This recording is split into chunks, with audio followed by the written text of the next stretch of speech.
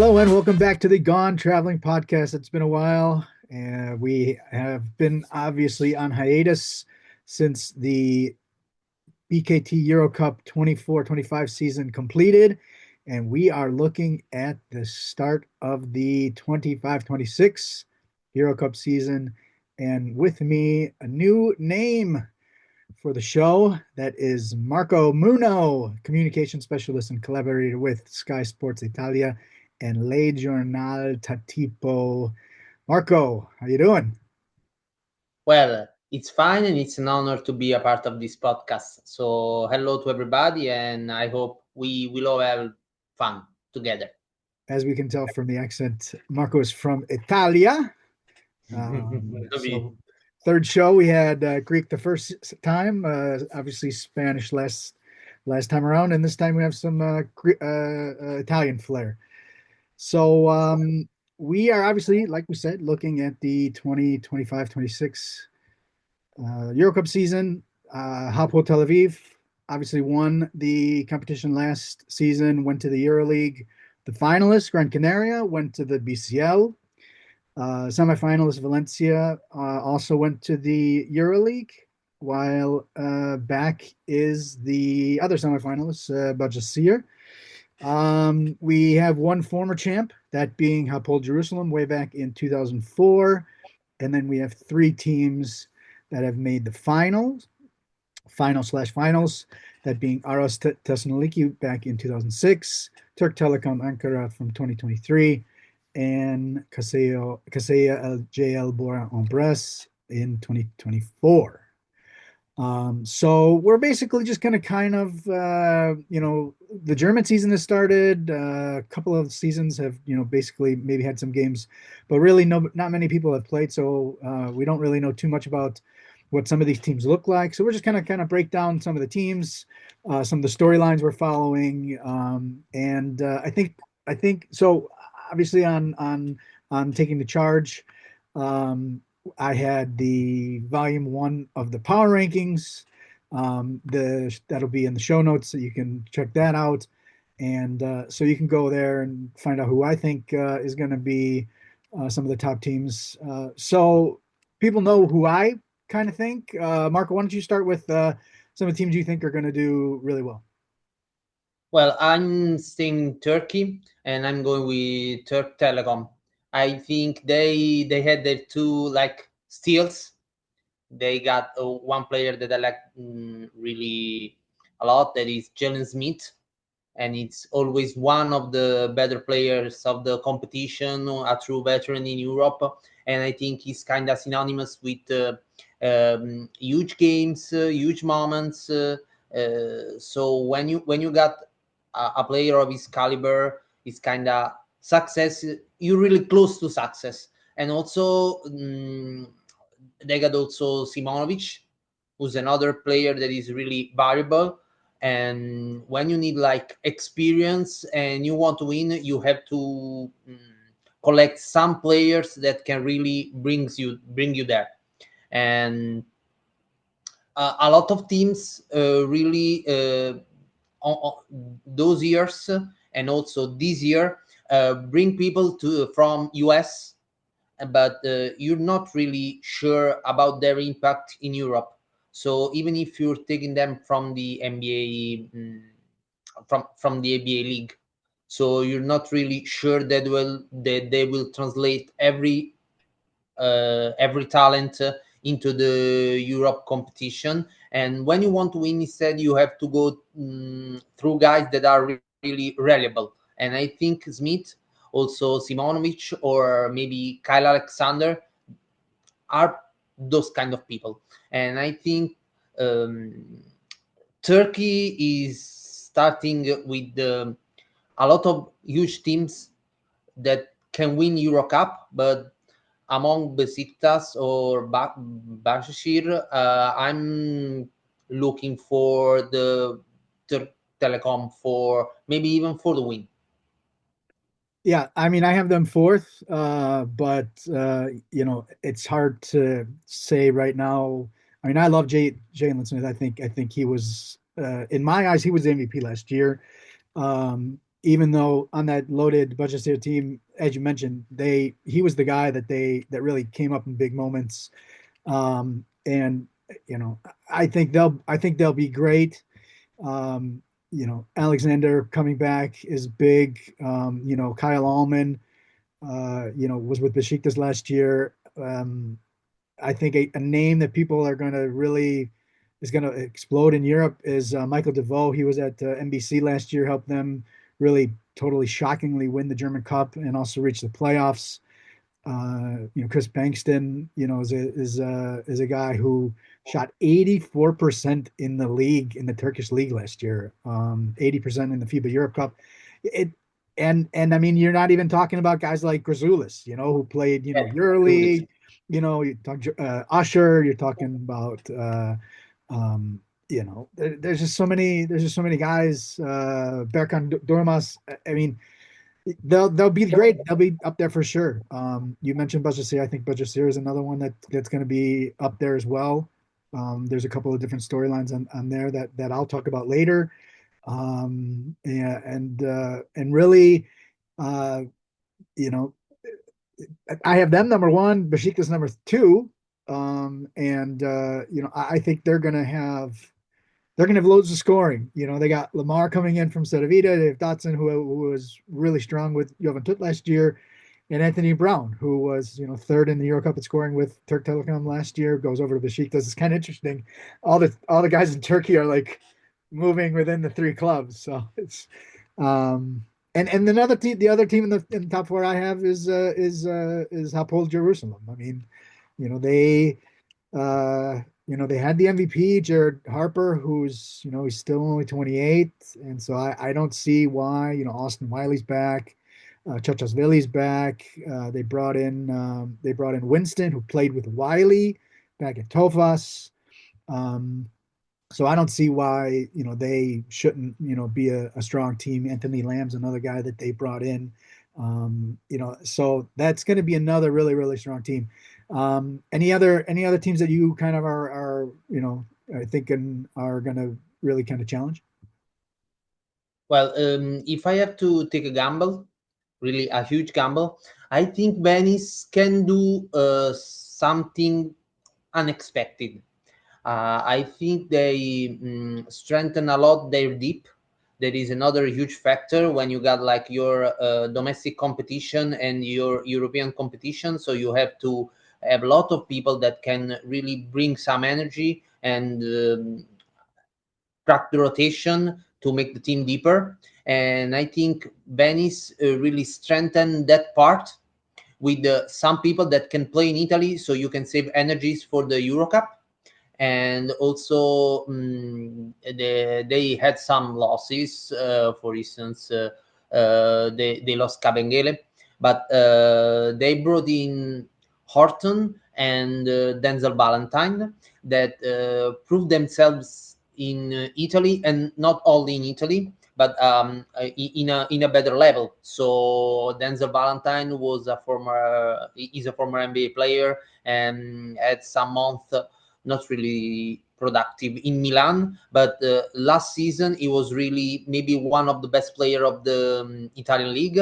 And also Horton is known for his versatility, and also for his defensive what he defensively bring to the game. And so you have like a lot of defensive specialists that can really compensate people that is really strong on the offensive side. And I think they can go a bit after the expectation if they can find some equilibrium, and they have the personnel to find it. So I think they can do better than what people expect. And about other surprises, maybe Budućnost. I don't know, but I'm intrigued by Budućnost. Really not a top tier team. I had Venice further down. Ryer, I had them at 11th, and I the fact that Valentine played last year with Trieste is good for him. That it's not his first season in Europe, and that transition. You're probably going to have to rely on RJ Cole and 6 foot playmakers. I know Europe is 6 foot playmakers can play well. I just though and played at Ritas Vilnius, but there's something in there. Even so, I have 11th, but that still gives them 6th place in Group A. So and Budućnost, I actually have them at 7 overall. And when I was doing the rankings, I'm like, I can't put Budućnost way up there. But they have so many guys back, and they brought in Skylar Mays, who, played at Fenerbahce until he went over to try it for the NBA. They brought in, Thompson, who, averaged a double double. In China, okay, that doesn't necessarily mean that much, but they brought in another piece from the Bajasir team, Axel Botte. Boutsier is coming over, so I mean, it's a strong group too, and I was like, Budućnost at 7. I'm like, oh, okay, so yeah, yeah.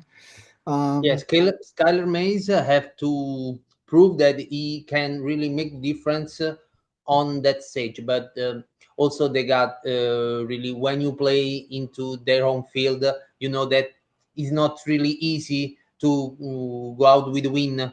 So and mixing they'll up and all they'll be the tested, factors. obviously, in the Adriatic, So, all right, teams you think they'll struggle a little bit. Well, I think maybe Cluj. I don't know if they can really have they can really find a good mixture. Also, basically because of their age, the average age. I think in a competition that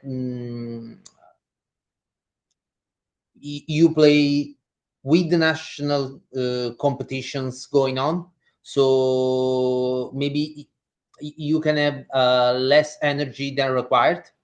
So they got a lot of huge names, but maybe the age factor can really be a bit of disadvantage um, compared to the importance of the name of the roster, and also so really struggle in compared to the personnel. And also, I think all the teams that make the transitions switching from BCL to EuroCup, because maybe you left EuroCup before. So when you're making all these transitions, it's not really easy to adapt because you're kind of finding your way. And also, I think that Trento can really struggle because they really not the same team that last year was so good, because it was maybe so good, so all the best players went away to EuroLeague, kind of everybody. So Niang or Ellis, the coach Galbiati, um, Kale, and Anthony Lamb instead is in EuroCup, but is in a kind of powerhouse. So trying to strip from all these talents, and if you want to apply, like yes, last year they were really good in the league, so they can really be good on Europe. Maybe that can really work. The equation can really work. Clues, I think I'm higher than you. I had them at 9. I agree that they are a little bit on the older side, but and the fact that they'll be playing Adriatic and Eurocup. Trento, I believe I agree. I have them down at 15. I think they lost a lot. My last two teams are Paninios, Athens, and then at 19 and 20, I have Neptunos. I think both of those teams are going to probably be. I would be shocked if they are not playing for last place. I would be surprised if they don't if they make the playoffs. Um, Other interesting teams that you have out there. Well, I'll start. I like. I'm really interested to see what happens in Ulm. It's they brought in more kids. Diego Garavaglia, plus Mohamed Diakate. And Maisa Faye will probably play Pro B, third division for them.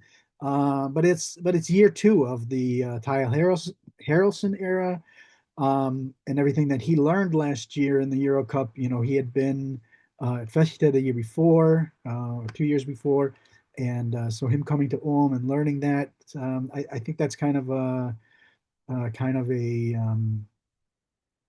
that's one of the teams that, I mean, obviously, being in Germany, it's easy to follow that, but that's one of the interesting teams that I'll also be following. What do you have?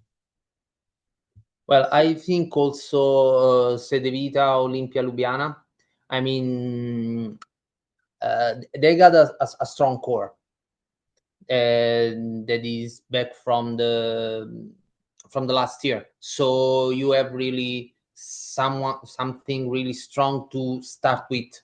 And also for the from these first games, the first preseason games, Shugats is really making some waves in all the basically in all the preseason games that the Vita had. So if you also count the thing that when you play in their house, it's never really easy to get out with win. They got a strong factor also on that. So I think you cannot count them out. Uh, yeah, definitely. Plus, Coach Mitrovic, he had the health problems last year, so hopefully he came back and was full health at the end of the year. Let's hope he stays healthy. Speaking of Mitrovic, some coaching moves, changes, clubs bringing in new coaches. Obviously, coaches are not sexy, but there are a couple of real interesting storylines among the coaches. Maybe which one or two are you think kind of opened your eyes? Wow, this is a pretty interesting move.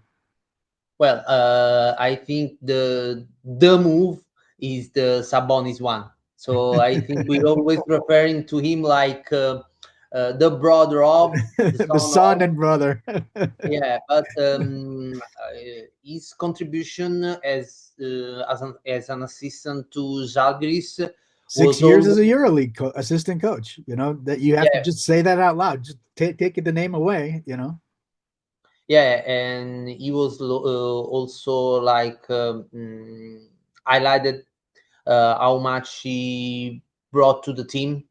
And even if they were changing the head coach, he was staying there. That is not really common itself, because every time the head coach changes and he brought his assistants, or the club, like with the complete package, they get rid of all them.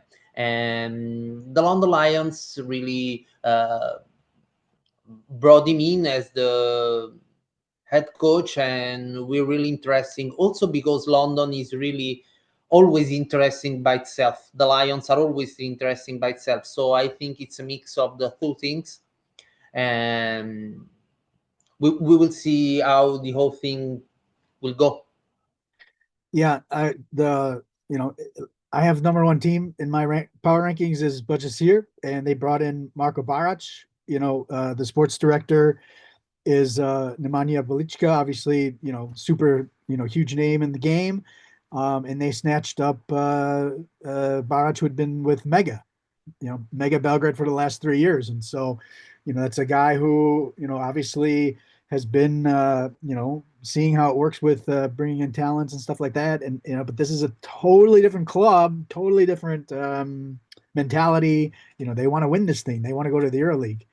So he's another one he's one of the ones I'm really watching. And also Aris, Aris, brought in Nico Sizis as GM. And they didn't mess around. They've some more money. They want to do some things there. And they brought in Bogdan Karajic, who over the last 4 years was the assistant head coach for Zelko Obradovic over at Partizan. So, you look at, maybe not guys that are high on the name factor as Sabonis, but definitely super intriguing additions there. Einars Bazgatskis, obviously Latvian.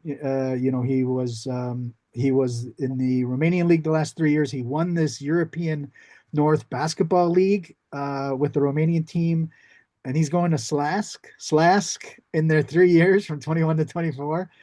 3 years, 6-47 record for the 3 years.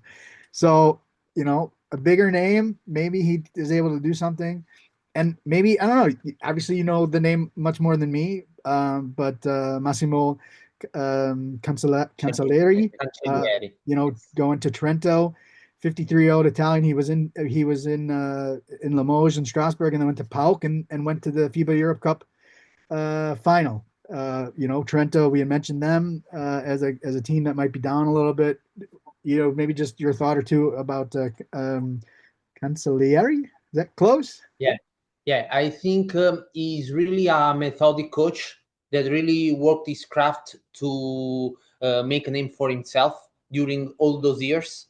And I think he's the best acquisition on Trento, because Trento was always developing new names and bring new names to the table on the scenes, and people that went to Trento maybe are unknown or not so recognizable at first, and when they leave, they went every time through a process that really develops them.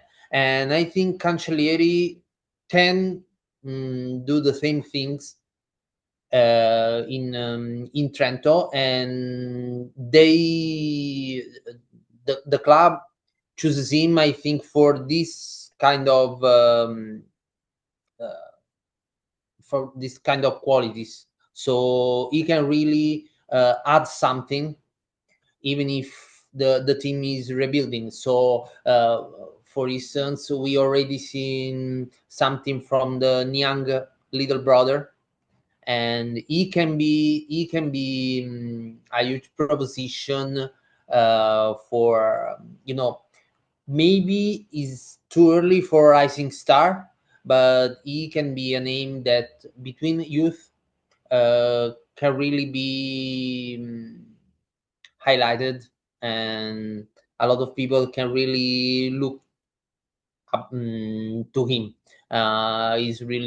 He's young, but maybe he's got more basketball talent than the Saliu brother, and that in Trento develops his skills and started from the youth, or at least from a young age, to shift into the EuroLeague after a very good EuroBasket. So we will see that, and I think Cancellieri is the guy that can really develop a lot of players, as he already did in the previous season, also leaving Italy, so being out of his comfort zone and uh, making a lot of good things outside his own country. Yeah. I mean, I don't know how much he's so. Sheik Niang is 2008 born, which means we will definitely see him at the next gen tournament. Whether or not Trento gets a team in the competition, obviously it's unknown at the moment, but at least on one of the the selection teams. And it's a club that I'm trying to look up right now because I can't remember the name. Who's the director, the sports director? God, what's his name? Is head of the youth program as well. I can't remember his name. We got Marco Crespi. We Crespi, got, exactly, Crespi, and he's yeah, shown that they're willing to play young kids. Look at Massimo. Who was his name? Massimo Moretti. Cancellieri. Moretti played as an Ah, 09 last year in the Euro Cup, and they also had the brothers there. So you have to think, and also Niang played last year. So and actually perfect perfect transition. Rising Star, which, to be honest, I still haven't really totally figured out what the age group is. I want to say it's 22 and under, but I'm not exactly sure. But it looks like maybe the '04 might be cut off. So the past two rising stars for the Euro Cup have been John Montero last year with Valencia, and then Zachary Richachier with Borg. Maybe your one, two, three favorites for the Rising Star I award, think, and maybe one dark horse.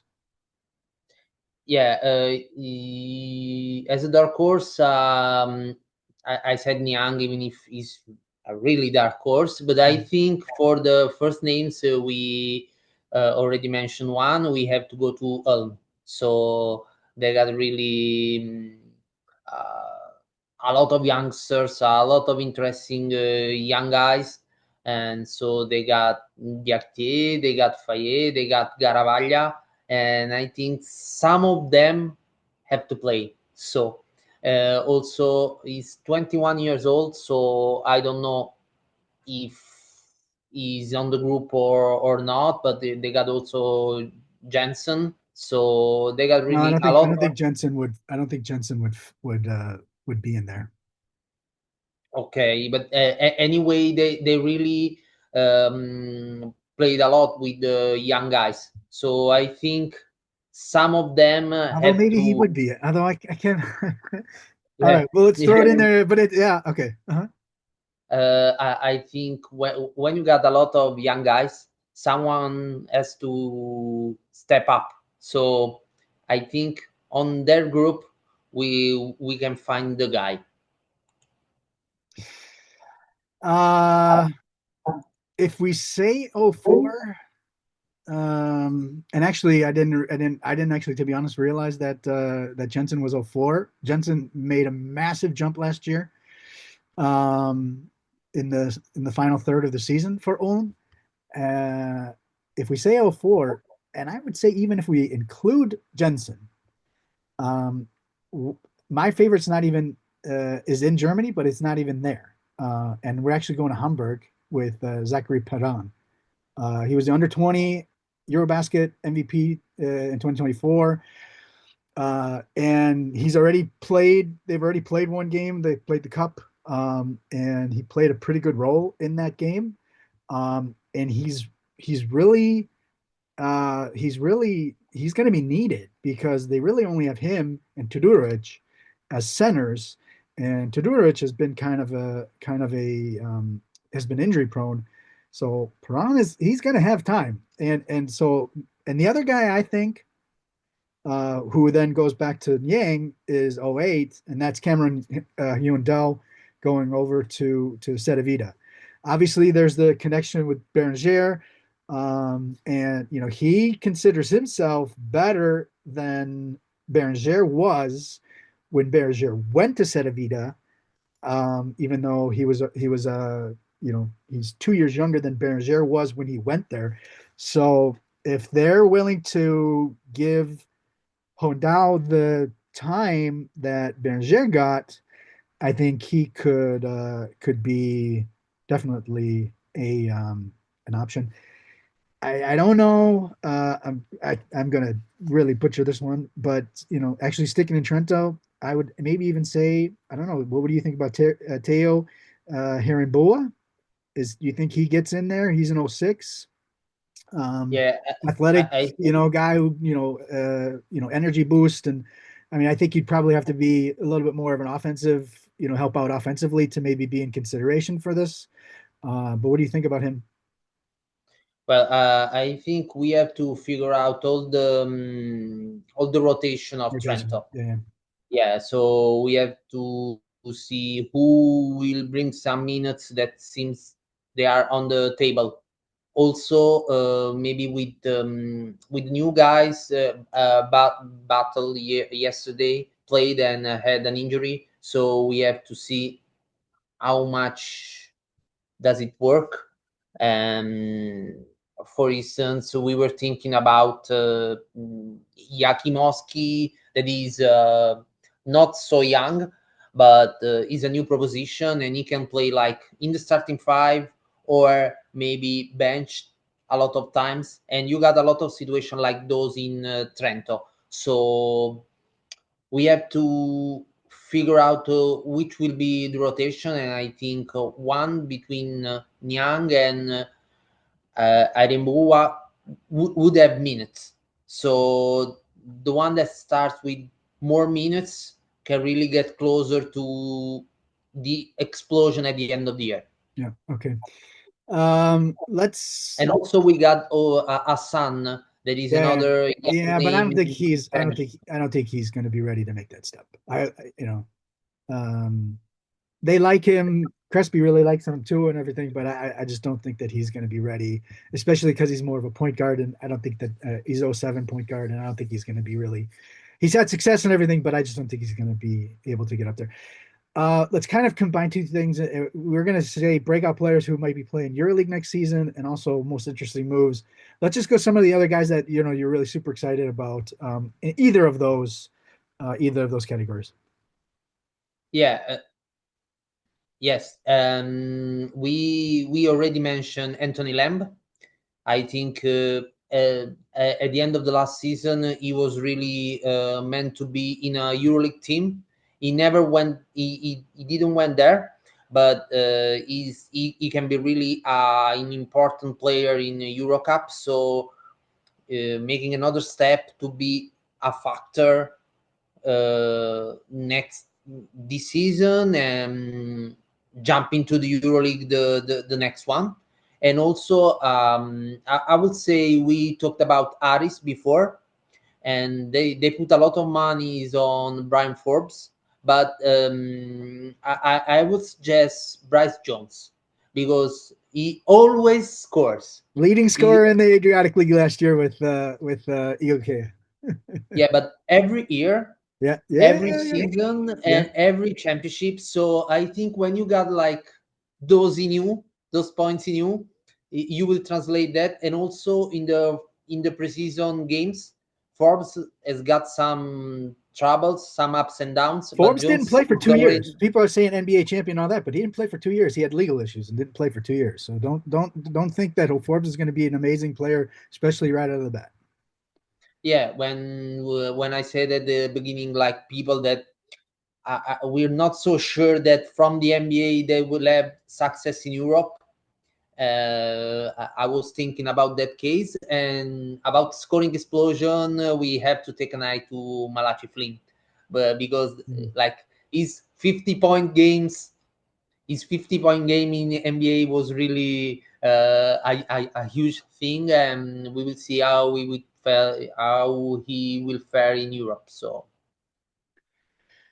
Uh, Darius McGee went from Bond to Boer.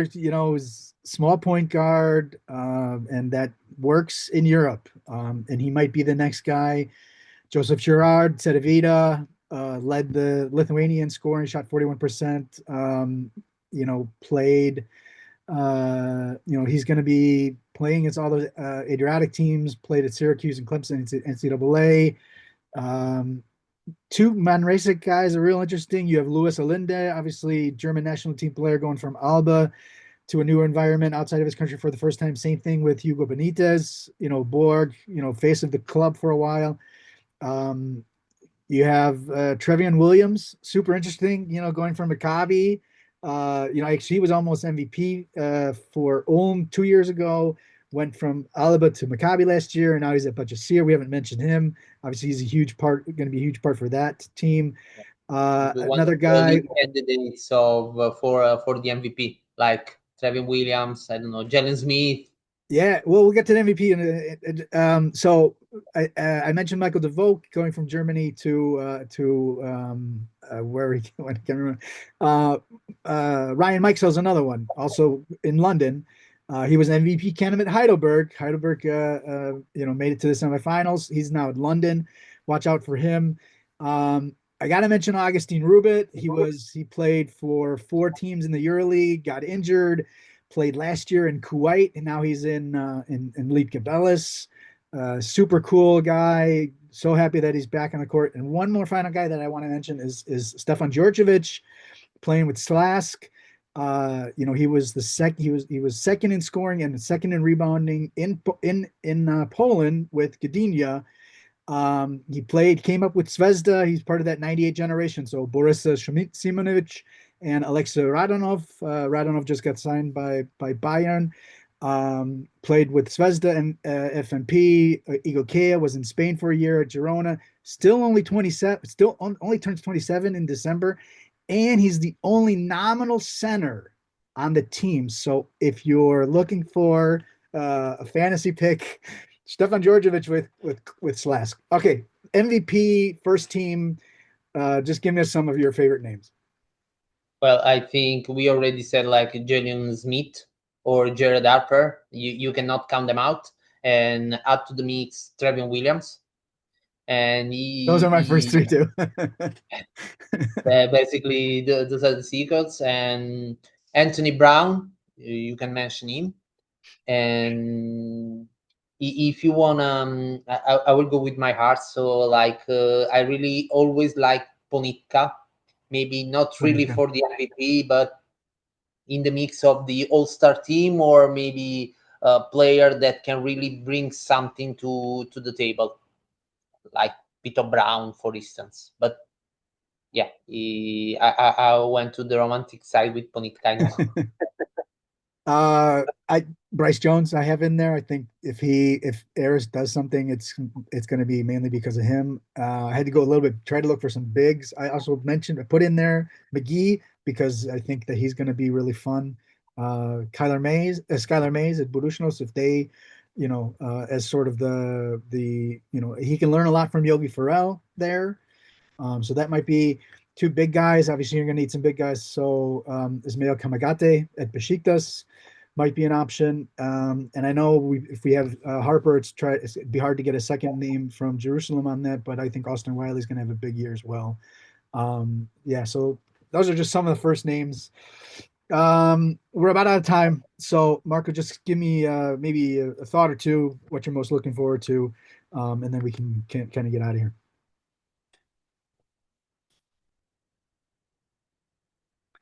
What your main interest is, what you're mainly looking forward to.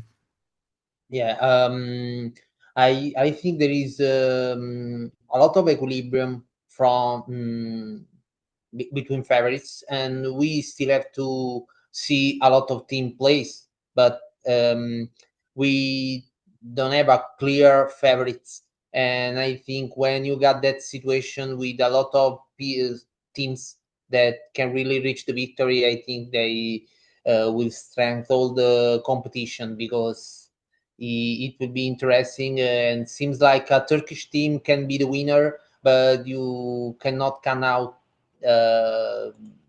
for instance, Apoel.